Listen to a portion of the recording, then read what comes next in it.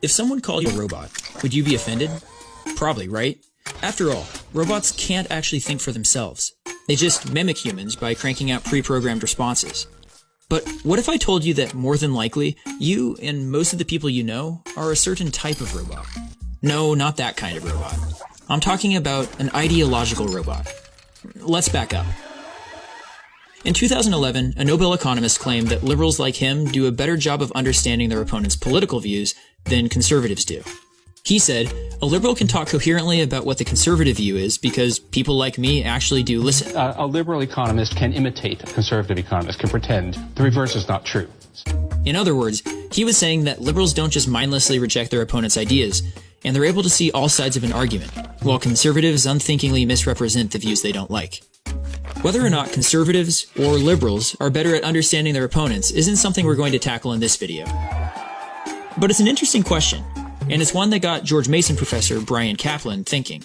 How could someone show that they truly understand their ideological opponents, and that they're not just repeating pre-programmed arguments? Is there a way someone could prove they aren't just some kind of ideological robot? Enter the ideological Turing test.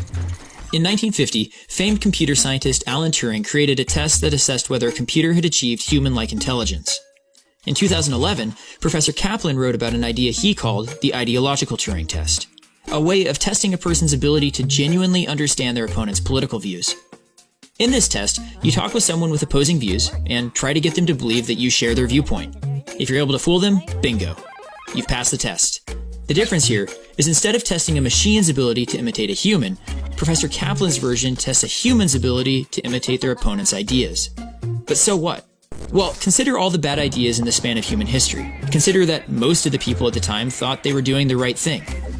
Now consider all the bad ideas that are still dominant today, and that statistically, you're probably contributing to the survival of some of those bad ideas. When the old steel trap in here has made up its mind, there's no turning back. Anyone who wants to help make a better world needs to be able to discern good ideas from bad ones, to imagine the possibility that you could be wrong, and honestly consider other viewpoints. After all, it's pretty easy to think your opponents are stupid, evil, or even crazy when you're making up bad arguments for them. But what if you're forced to make their strongest arguments? It just might put your own beliefs to the test. The philosopher John Stuart Mill once said, "He who knows only his own side of the case knows little of that." And Mill's right. If you don't understand the views you disagree with, then you've likely never put your own views to the test. And when you ignore or misrepresent opposing views, chances are you're not looking for the truth. The human mind is biased, and yours is no exception. But there are real ways you can defy that bias.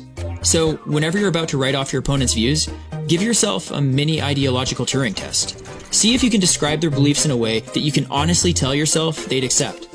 Chances are, their arguments will look a little more reasonable, even if you still don't agree with them. But more importantly, it'll prevent you from making bad, one-sided arguments, and hopefully, bring you closer to the truth.